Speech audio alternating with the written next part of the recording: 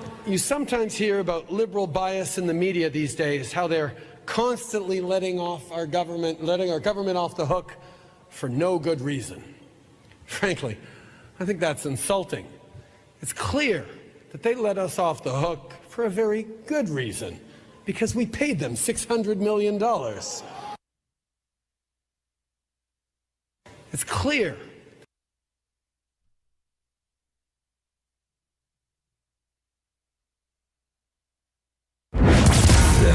10, 9, 8, 7, 6, 5, 4, 3, 2, 1. All systems go. You're listening to Sudbury News Talk. I want to show you something. Stand by. On the morning shift. Anything Could happen. Sudbury News Talk on the morning shift.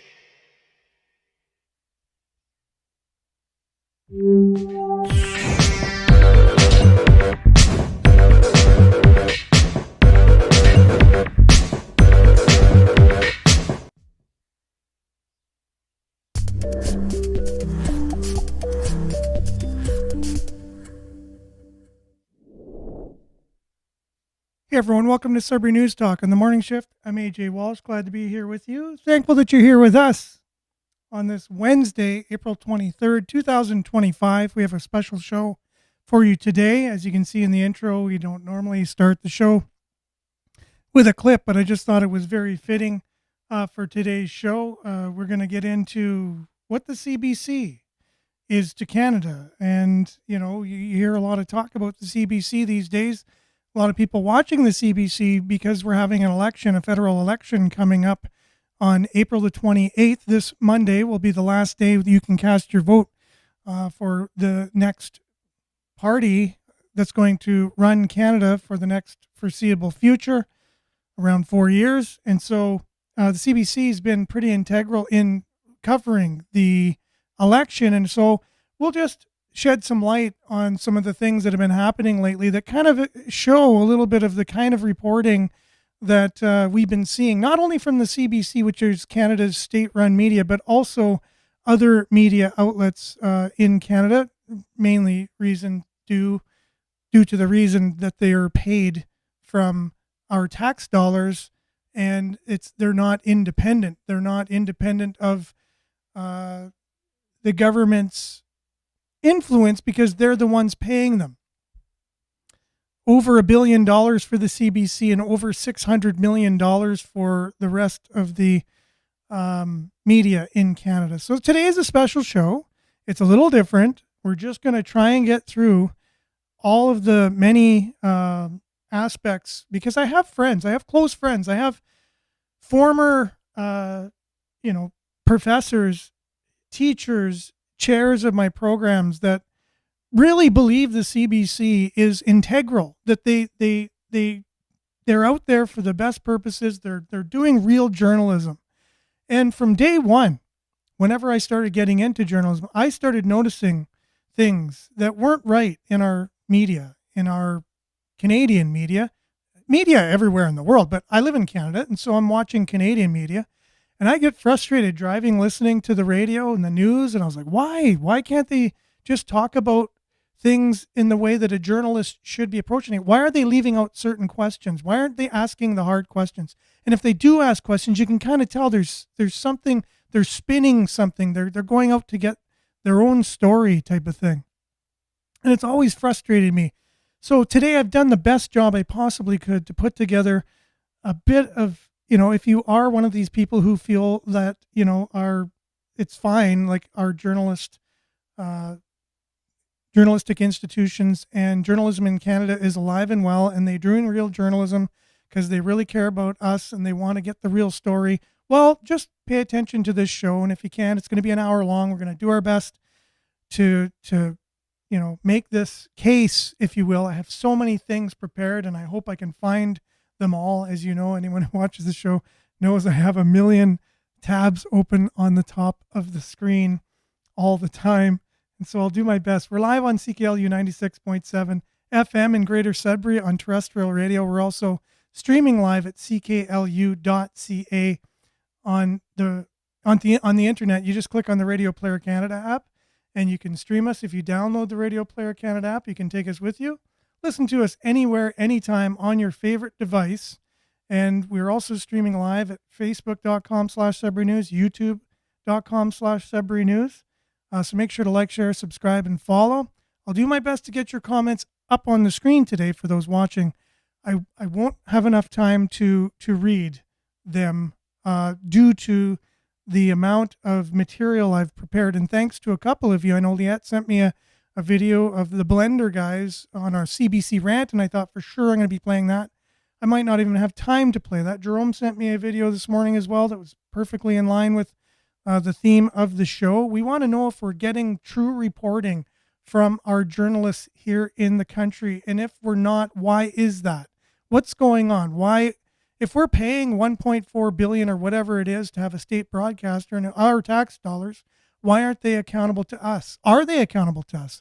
Are they doing real journalism? So we're just going to be looking at this today, because I know there's a lot of division. Like I said, a lot of people that I care about and that have been my professors, chairs of programs, they really feel that, there's real journalism going on. And I've noticed from early on, there's a lot of problems in that industry in Canada, and it's not right. And I've, instead of getting emotional about it, I thought I would just kind of go through things. And so we're just going to skip the weather for today and just let you know it's -2, feels like -3. It's sunny, and today will be mostly sunny. So that's good.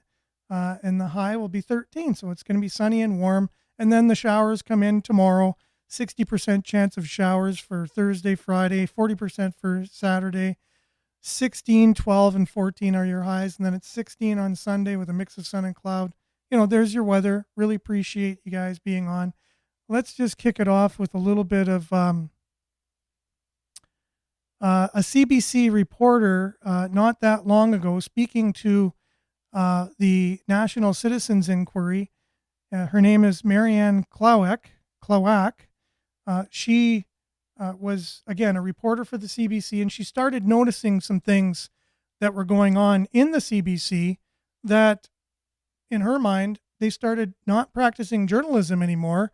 They started, in her point of view, started practicing more just being a propaganda machine. And so this is her testimony. I can't do anything. I didn't call her up and tell her to make this stuff up. I wouldn't be able to do this. This is testimony from a former CBC journalist. We'll start off with that. And so today's theme is, let's just look a little bit more at the CBC. And this kind of started around the pandemic time. She started noticing that the CBC wasn't really reporting things as they were. They kind of had a narrative, and that's not what you're supposed to do as a journalistic outlet. So anyways, we'll start off with that, and we'll be back with a lot more, and hopefully we'll squeeze it all in by the end of the show. So can I just interject? So when you're a journalist and people are coming to you with stories that should be reported, you're feeling a responsibility to give voice to those stories, but you're not being allowed to do so for the first time, and that's what was causing the distress internally. Absolutely. Okay. I was losing sleep. It was distressing. It was like I had failed these people as a journalist to give voice to their truth. So I had witnessed in a very short time the collapse of journalism, news gathering, investigative reporting, and the way I saw it is that we were in fact pushing propaganda. And to define propaganda, it's information, ideas, opinions, or images that give one part of an argument, which are broadcast, published, in order to influence a person's opinion. And mental health workers have their own definition of propaganda as manipulative persuasion in the service of an agenda. In a published article written by a former CBC editor-in-chief in 2018, she outlines what's called the journalistic standards and practices. And these are the most fundamental principles that govern who we are as journalists and who we are as a public broadcaster. Basically, these are the pillars, the holy grail for journalists. This is what every story we do can be measured against these. And they are accuracy, fairness, balance, impartiality, and integrity. She goes on to say that the JSP is not merely a guide for the people who work at CBC Radio Canada. It's a key component of our promise to Canadians that the work we do is first and foremost a public service. Then she says, the real test, of course, is ensuring that our journalism is credible, reliable, and worthy of your trust. So in other words, you, the audience, decide if we're trustworthy, if we're telling the truth.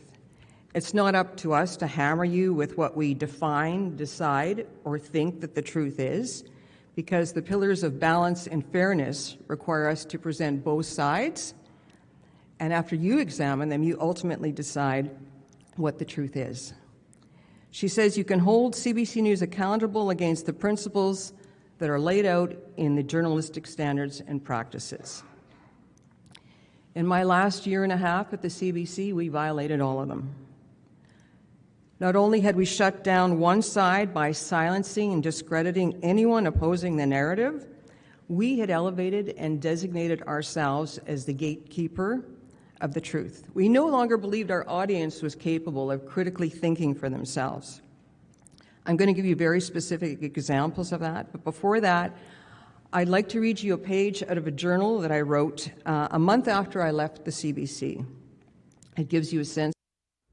Today, there are two exceedingly thin points on the planet. The zone of magma Of the culture and the toxic work environment that led me to leave before I had wanted to. For months prior to my departure in December 2021, the complaints and criticism from listeners and viewers continued to mount from the public. Calls, emails, people stopping me on the street and saying, "What the heck is going on at the CBC?" People telling me they felt betrayed, lied to, a gut feeling that they weren't being told the whole truth. They no longer trusted the CBC to tell them both sides of an issue. What was most troubling for me as a journalist is that they no longer felt safe to tell me their story and have their voice heard by their beloved public broadcaster. Passion for the truth has been my driving force as a journalist, and we become journalists because we see ourselves as truth tellers. The vast disconnect between the stories people were telling me and what we were broadcasting and publishing just tore me apart. So armed with documented examples and specifics, I voiced my dismay about our editorial direction to all levels of management over several months, both locally and at the highest level of power in Toronto. And I did this, I brought in a witness to every scheduled meeting who would document what happened in those meetings. The narrative among mainstream media, including the CBC, emerged early on in the pandemic. By narrative, I mean presenting one side of a complex issue and effectively censoring, canceling, and silencing the other side, only giving voice to experts who control and reinforce the narrative. I'd seen it happen on issues in the past, but never to this degree. For the most part, logic, common sense, and critical thinking are suspended, preventing deep dives on stories holding power to account. Facts may be omitted if they don't fit into the narrow focus of the narrative. Who were we to deliberately withhold information the public needed to know and had a right to know in order to make a decision based on informed consent about their health? Canadians were starting to see this, and they were calling us out on it. So for me, things started to escalate, I would say, it was early 2021, and I was disturbed and alarmed about the language that was being used in some of our editorial meetings. All of a sudden, the term anti-vaxxer came up. And I said, whoa, let's stop right there. What is an anti-vaxxer? Who is an anti-vaxxer? What do they believe? Because are you saying it's someone who's against all vaccines? Because the people I'm speaking to who are vaccine hesitant have had all their other shots, but they have problems with this particular one.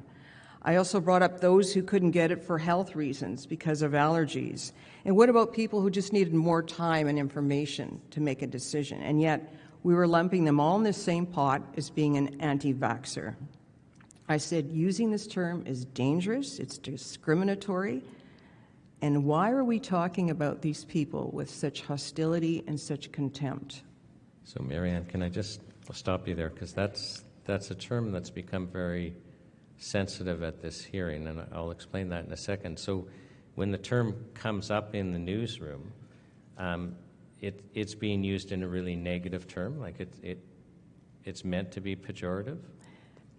Almost laughing, ridiculing. It's like these people aren't educated. That was the kind of term that was being used, and that was what was inferred. And I'll tell you why I stopped you with that. So we've had, I think it was the Saskatoon hearings where I started to notice it. So we'd have witnesses, like literally vaccine injury witnesses, talking about how their lives were literally destroyed by this particular vaccine. But then they would add during their testimony, just literally out of context, but I'm not an anti-vaxxer. And then we had a lady that really was part of one of the biggest freedom groups in Saskatoon, that arose because of the mandates and things like that. And she made a point, but we're not an anti-vaxxer group. And so that told me, because my understanding, and it's based on a lot of the evidence that was here, but also, prior to me coming here, is that these terms are created basically to ridicule, and basically to close our minds, right? So, because no one wants to be labeled as an anti-vaxxer, so if somebody is labeled as an anti-vaxxer, you'll close your mind to them, right? So it's just interesting. I'm sorry to stop you, but it's interesting to hear, because you basically used, laughter as a description, that these people would be laughed at within a newsroom. And I think that was the prevailing consensus in the newsroom, that if you were educated and if you were intelligent, you got the shot. To question it meant you weren't intelligent, which really flies in the face of critical thinking, and it's opposite of journalistic practice. In June of 2021, the Manitoba government had carried out its own survey on vaccine hesitancy. And we'll just pull up your slide for a second. There we go. Got it? Okay. So in the next slide, you see the reasons for vaccine hesitancy, why you're not in a rush to get it, not sure if you will get it, or you're not going to get it at all. Look at the top three. It found 25% were concerned about long-term effects, 18% were concerned about side effects and reactions, and 15% said the vaccine was experimental and unproven. So more than half, that's 58%, almost 60%, had concerns about safety and that it was experimental. Now notice where religion comes in. It comes in at 4%. So more than half of the people were listening to their gut, and they weren't convinced by the mantra of safe and effective, but instead of critically thinking, doing news gathering and real journalism on safety concerns, scrutinizing the Pfizer data and asking some of the hard questions people were asking me, like, why is the CBC the arm of public health? We chose to focus on that 4%, those who were hesitant for religious reasons. So our mission at the CBC now was to educate these people, or for that matter, educate anyone who was vaccine hesitant and eliminate it, because surely if they were educated, they would have changed their mind. This to me was arrogant, it was condescending, and we were telling people what to think because we didn't trust them to think for themselves. 100 million%. And so you see, there's all of the reasons why people were hesitant to get the whatever during the pandemic. You can call it whatever you want. They called it a vaccine, even though officially it can't be by the very term what is a vaccine. So this is what news should do. If you look at what makes a vaccine, it didn't even live up to that. So people started calling it the jab because it actually doesn't fit the definition of vaccine, yet the news kept calling it that. They should have explained it's not really that by definition, right? But they kept calling it that. But people that were hesitant, like over 50% of people for other reasons, but only 4 people were hesitant due to religion. But there's always a thing. And Marxist ideology, it's part of the foundation of the belief system of the far left, which happens to be rampant in our media. They don't like religion. They really don't. And it's not a surprise to me that they focused on, it's those dumb people in religion that need to be re-educated, she said. So now our news organization is going to re-educate dumb religious people because they're not educated. And that is such, like she said, demeaning, condescending, totally not true. I mean, religious people could be some of the most intellectual, most educated, prominent people in our society. And so it flies in the face of reality, which most of this stuff does. And so you say to yourself, how could it have ended up like that? Like, well, that's just one time, right? The CBC would never do that again. Well, if you can continue to watch the show today, you'll know that no, that's not true. It's in fact, it happens all the time, every day, all the time.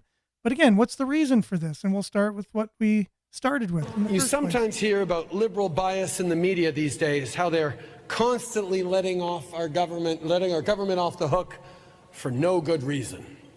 Frankly, I think that's insulting.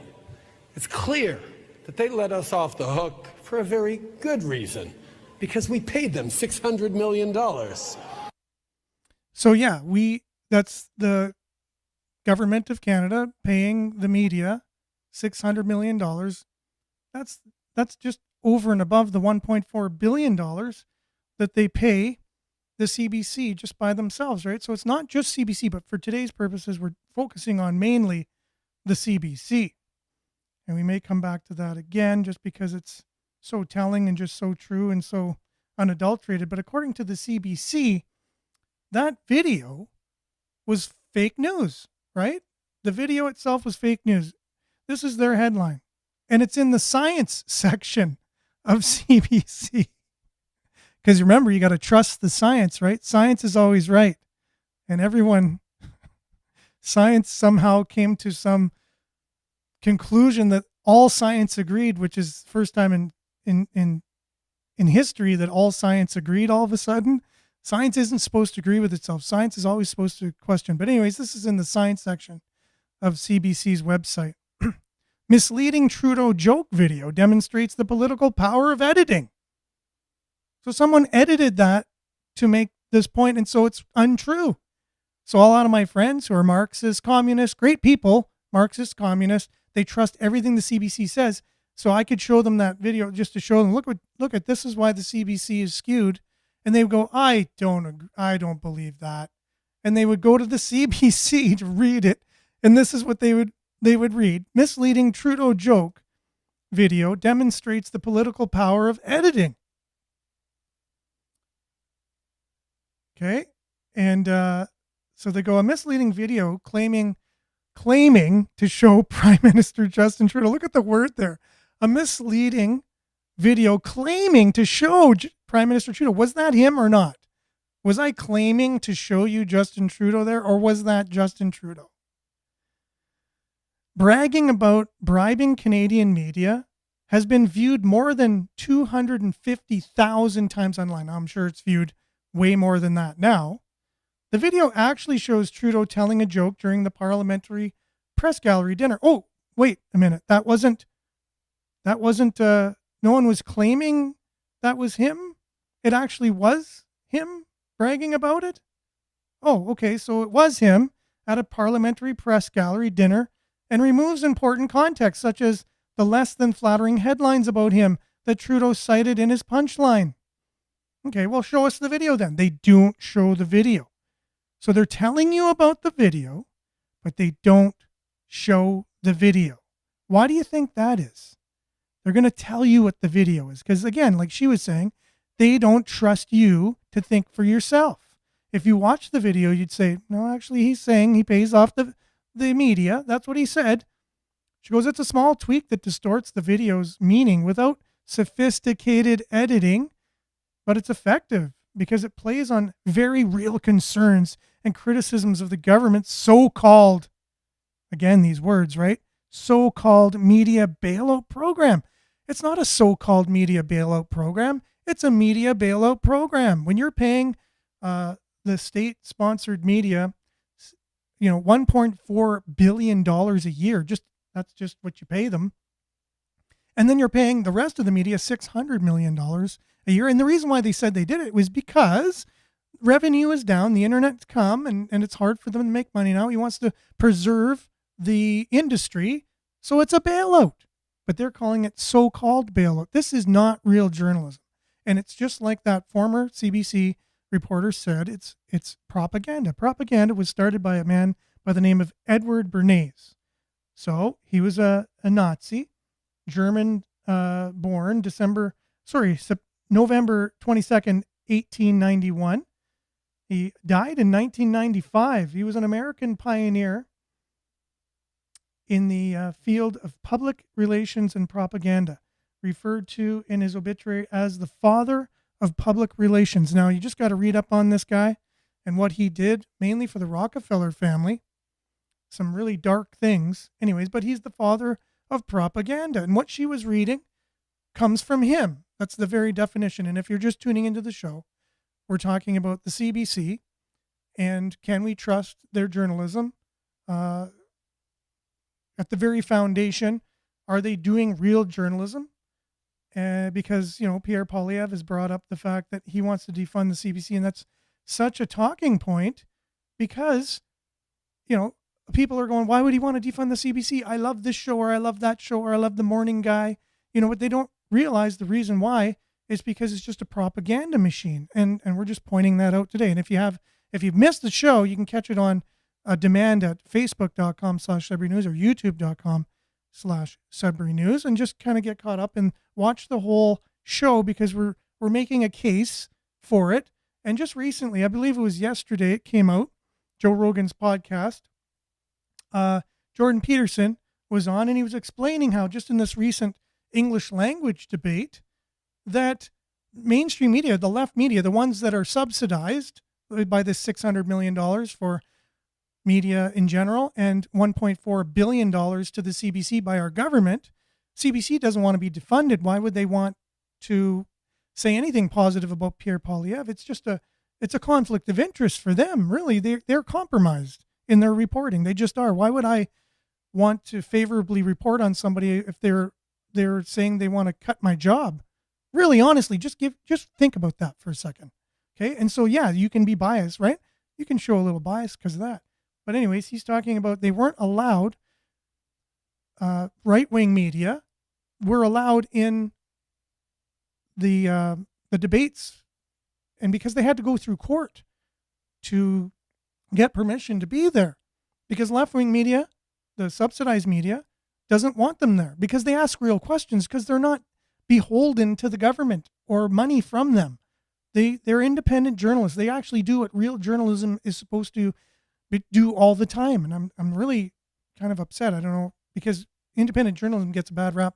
What, from who? Mainstream media. And from who? Anyone who watches mainstream media, who can't think for themselves. And that's what I'm trying to do here, is just encourage people to do your own research, think for yourself, use your brain, and really look at the situation that's out there and not just take spoon-fed information of propaganda from your state-funded media, whether it's CBC or all of the other subsidized media in Canada. Here's Peterson on Rogan's podcast talking about this very thing.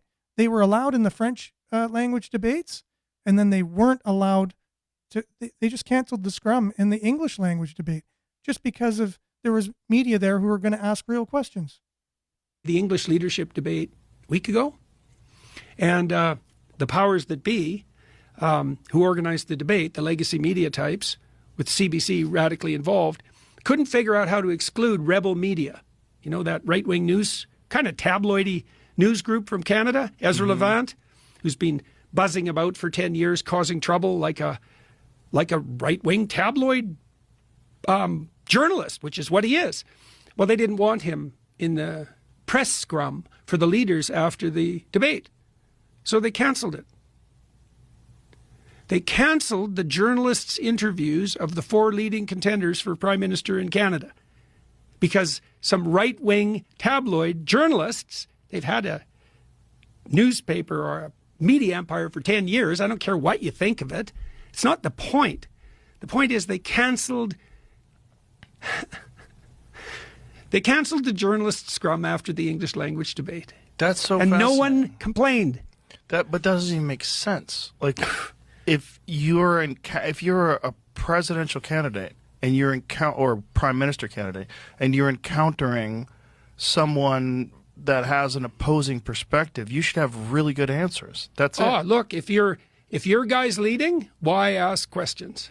That's the legacy media in Canada. It's the CBC. Right. It's state funded, right? Right to the core. Right. 1.4 think about this, Joe. This is our bloody state media. It's so funny. $1.4 billion in direct government subsidy and $600 million in federal advertising per year. $2 billion. Go to the CBC website on YouTube.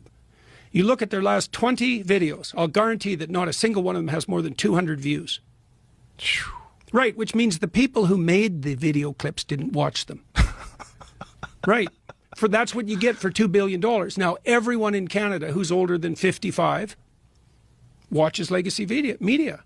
Right. And Poilievre said he'd defund the CBC. So you can imagine they're not exactly covering him in a positive way. I watched the debate where he kept getting talked over. Yeah. Yeah. Jagmeet Singh. Fascinating. He's to such watch. fun with his pink turban. Okay, so I'll leave it at that. He kind of makes a little jab at Jagmeet Singh. We're not here to kind of gaslight anybody or whatever, and that's his personal opinion. And everybody talks that way in private. And Joe Rogan's podcast is where you kind of let your hair down a little bit and you just kind of speak off the cuff. And so I just wanted to mainly point out that,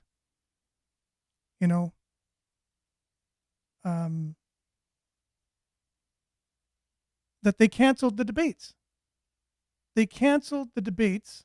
And I pointed out yesterday that Rosemary Barton, interviewing the former Liberal Premier of BC, who's supporting pipelines and supporting Poilievre, she said, both leaders of the Conservatives and the Liberals are saying they're going to have pipelines. And, people can believe whatever they want.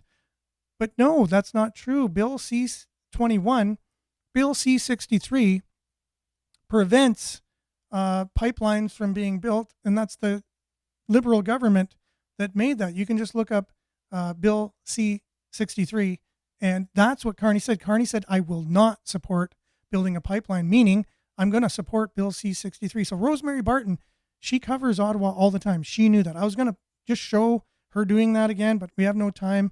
And I just want to show what happened at the English language debate. And afterwards, they're getting ready for the scrum. You have left-wing media there. I talked about this on the show yesterday, who are making fun of right-wing media and just couldn't contain their whatever. And one of them actually said, because he was going off on this belligerent rant, looking into the camera, he says, I'm from Rebel Media. And he knew that would be just a clip. And talking about CBC, taking clips out of context, that's what he knew they could do. And I even had people I trust in my journalism sphere, because I went to school for public relations communications and then master's specializing in communications. I live in that world. So somebody came out that I trust and respect, said, shame on Rebel News for that outburst after the English language debate. And I was like, what outburst? I said, well, because I took their word for it. I said, well, okay, well, they must have had an outburst or whatever.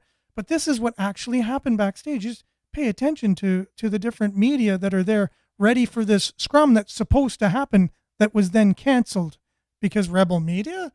It's because the other guy had, come apart at the hinges. Anyways, watch. Chet Block leader here, absolutely slamming Mark Carney. You claim to be very different from Mr. Trudeau. Now, the point is to show that you are any better than Mr. Trudeau.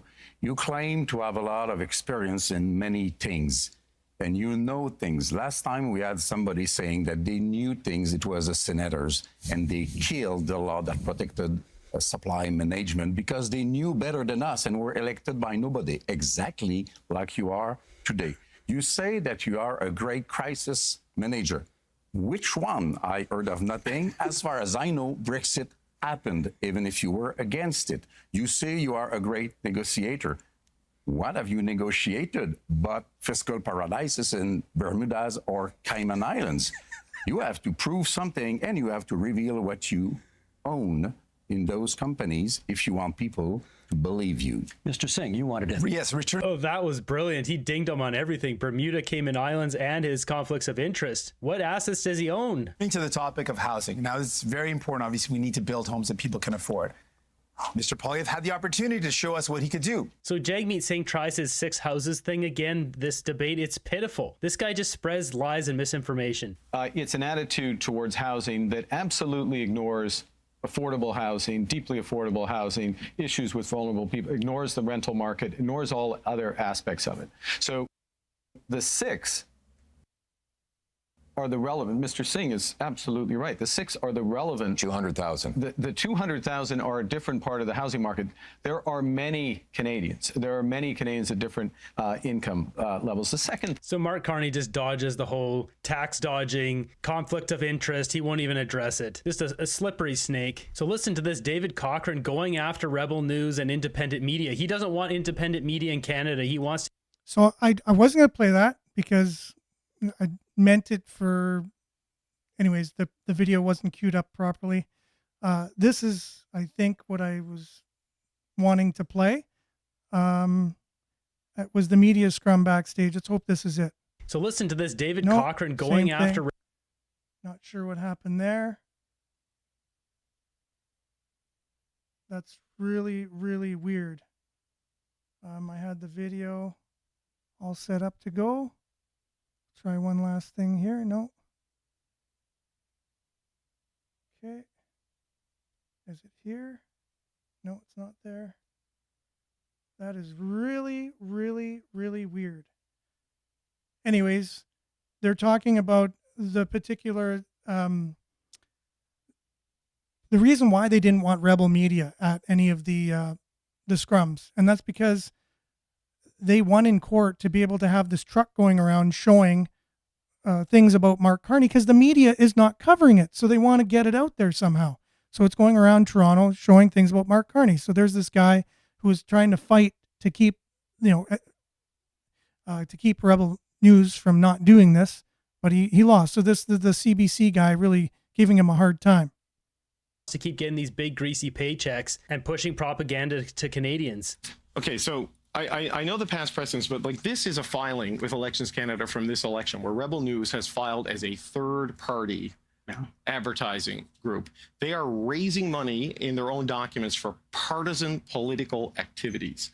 That's not what a journalistic organization does. Right? So I appreciate that you've lost in the past, but if they are... So he's talking about lost in court. So Rebel News sued these guys, and then they're able to get into these events and ask questions to politicians. The media scene in Canada is just disgraceful, and you got this guy paid off talking point for Mark Carney and Justin Trudeau, and he doesn't want anyone else coming in that will disrupt that. Raising money to run ads to influence the outcome of an election. Surely a judge would look at that and say, this isn't a journalistic organization. Perhaps we didn't get there. Maybe we should be talking about how Xi Jinping is trying to help Mark Carney win this election. This is preposterous.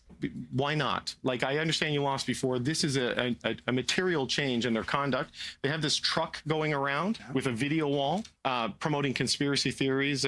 It's not conspiracy theories. There's nothing on there that is not true. And allegations mostly against Mark Carney. Let's face it, like we're showing it there. And so you can see this. How much will Mark Carney's net zero agenda cost you? This is Mark Carney's thing. That's a legitimate question Canadians should be asking. How much will this cost us to have everything be green where Mark Carney can profit off the back end? It's on the screen. That is one of the few things we can show. Are we electing a prime minister or a WF puppet? Great question, because he is an integral part of the WF. We know this is a corrupt organization that is not for the people. They're a bunch of rich Davos billionaires. What about this as a conspiracy theory? Go on TV, that appears on the side of that. I mean, this looks like evidence in a court battle. I mean, you are trusted with this authority. Why not fight for what you believe here? We showed them in the last law. Why was Mark Carney hanging out with Maxwell, the Joffrey Eggstein? Yeah, I mean, there's photos of him. Those are real photos. Those are on Shutterstock. This is not a conspiracy theory. The truck doesn't say he was on Joffrey Eggstein's island and he did this, that, and the other. It just says, why was he hanging out with this person? Factually correct. Doing political advocacy, and it did not convince the judge. Mark Carney's been exposed. Something about China. I'm guessing it has something to do with China influencing our election. We got the Chinese flag here. Once again, factually true. No. So that's the thing. The CBC, there was a judge that said, a Canadian judge that says, yes, it's fine, that they can do it by law. They're not breaking any laws whatsoever. So, and I think YouTube pulled a fast one on me because I did have the video queued up for that part with the journalist becoming unhinged backstage, and they put it to both my videos at the same time signature because it's the same video, but I had it at a different time signature. Anyways, I won't go into the technical stuff. This is them backstage now, with the left media getting upset that there's right-wing media there, and then posing as a journalist for them, so that way it'll get into the media saying that Rebel News had an outburst. Meanwhile, it was him. Weird. Anyways, just watch. There's a major blowout between the media. You can see it here. There's this Keenan Bexty, Juno News. I believe this is Alex Zoltan filming this. Yeah, it's his clip. There's also Ezra Levant, Rebel News, sitting next to him. So this guy here is from the Hill Times and just has a complete meltdown. Yeah, absolutely. You're clearly not doing any actual journalism. Why, when you guys started gaming the rules and threatening to sue because you didn't get your way, I assumed the rules were out the window. No, it's oh, was that like when it was in black and white saying you should only have one reporter credited so that everyone might have a chance to ask a question, but instead... So this guy's having a complete meltdown because finally Rebel News, after they sued, was able to get into these media events. Instead of it just being a bunch of left-wing lunatics who get to ask softball questions to Mark Carney and then grill Pierre Poilievre, as it's always been. The media in our country is highly corrupt, and we're seeing a full meltdown here because it's now fair. Yeah. Your little chattering class, sure. You third-party advertisers that you work for. Who are you? Who do you work for? Rebel News? Who do you work for? Rebel News, owned by Ezra Levant, is a different company. Why are you screaming? He works for Hill Times. Why are you screaming, by the way? Well, I want to make sure the guys filming it over there get the good audio. Good. Do you hear me okay? Am I enunciating properly? No, this guy needs to be fired. Driving around this venue. You're lying again. That's not a Rebel News ad on there. You're lying. Why are you lying? Rebel. It's owned by you.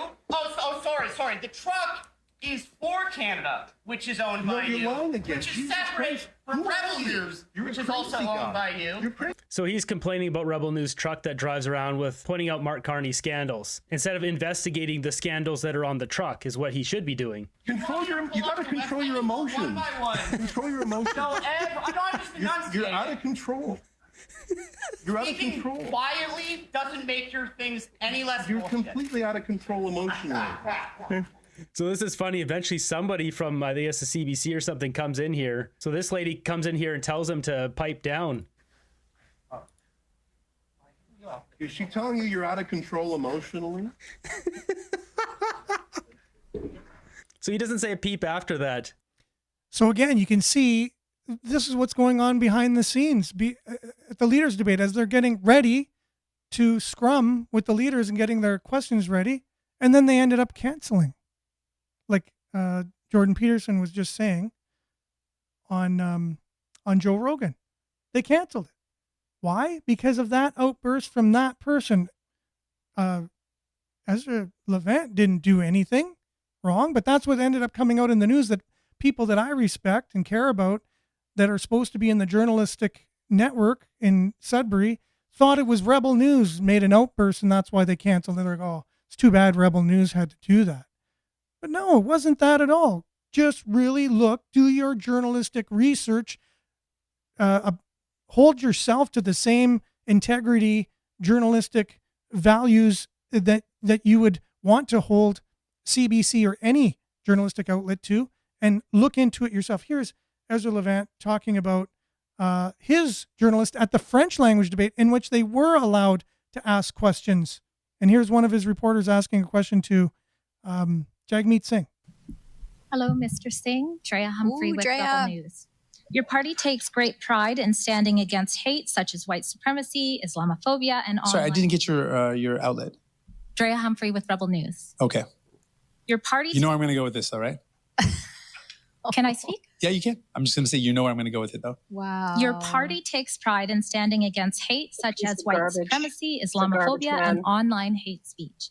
Yet you stay silent about ongoing attacks against Christians, even after conservative MP Jamil Javani's order paper question revealed that over 200 churches have been targeted by arson and vandalism since claims of remains being discovered at former residential schools swept the nation in 2021. These claims have been disproven by bands that excavated and remain unproven by those that have not. Will you condemn the rise in acts of hate against Christians today and explain what your party will do moving forward to keep Christians safe from hate in Canada? Again, thank you, but I'm not going to respond to an organization that promotes What a ridiculous misinformation and person. disinformation like Rebel News. So, no, I'm not going to respond to your question. Wow. What she said had Questions and answers. had no So, misinformation. Yeah, thanks very much. That's enough for that clip. So he called that misinformation and disinformation. And so did Rosemary Barton, my doppelganger at CBC. Do you have that clip of Rosemary Barton? Just raging against Drea. Drea has been on this. She actually went to Kamloops to look into the allegation of mass graves. She actually bumped into the chief and talked to the chief. Okay, take a look at Rosemary Barton describing Drea's question as factually false. Take a look.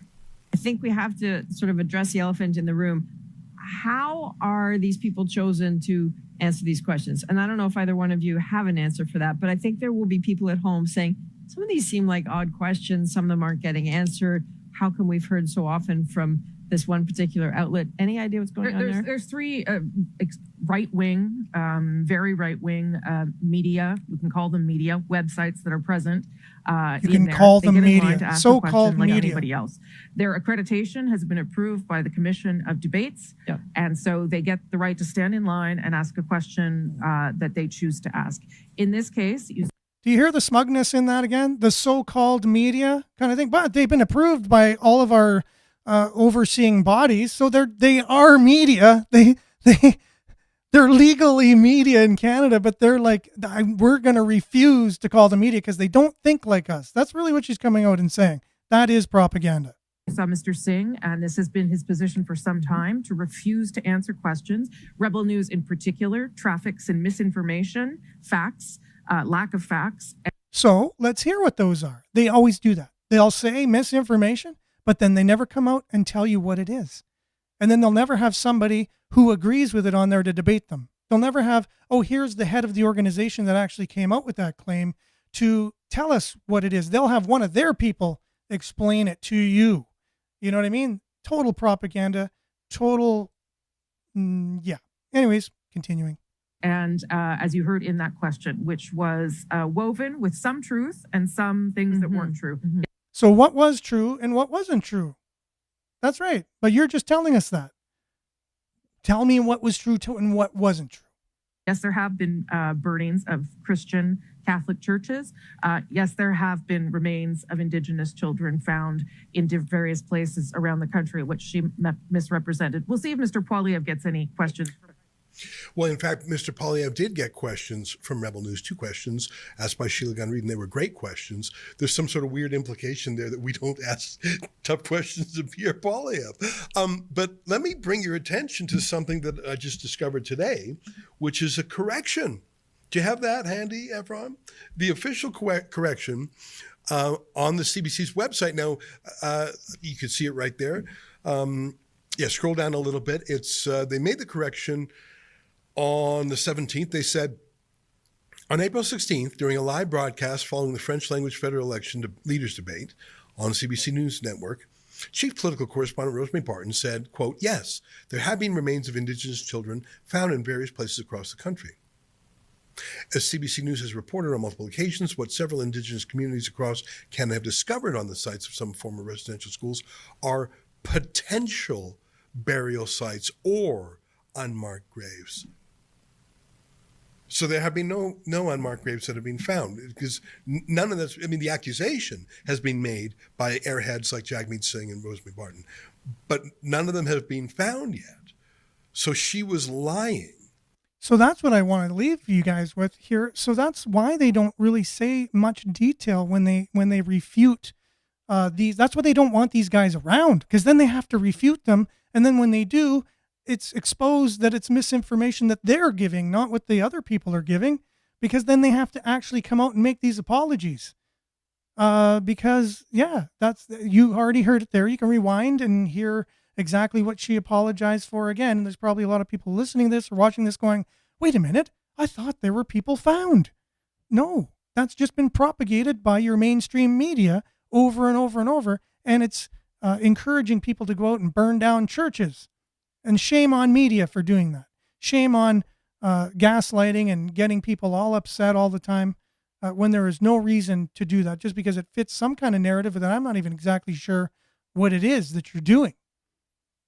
You know, so they had to say, no bodies were actually found. There were potential graves. So that's the CBC saying that. That's not me saying that. I know there's a lot of people that are very emotional about this subject, and they love that, and they're so emotional, they'll go out and start burning Christian churches down, right? But that's what the CBC themselves had to come back and admit.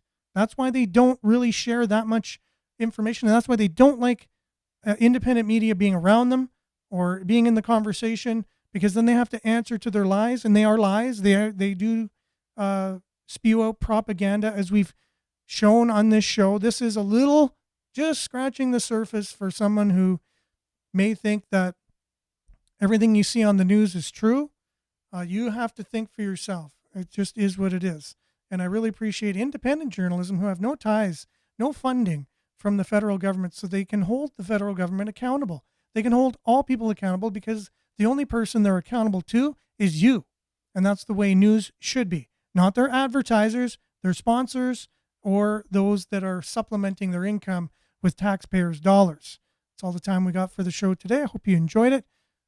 Remember to stay aware, like, share, take care. And we really appreciate all you guys with your comments. I got them all up on the screen. I apologize. There was no real time today. As you can see, I even had 3 other videos that I wanted to get to. I apologize for the one video mishap, but it kind of worked out at the end of the day. Thanks for watching and listening. Stay tuned now for Earshot Daily on CKLU 96.7 FM, and we'll be back same time, same place, on the same platforms, God willing, tomorrow. So remember to stay safe, everyone. Take care, like, and share. We'll be back same time, same place tomorrow. Ciao.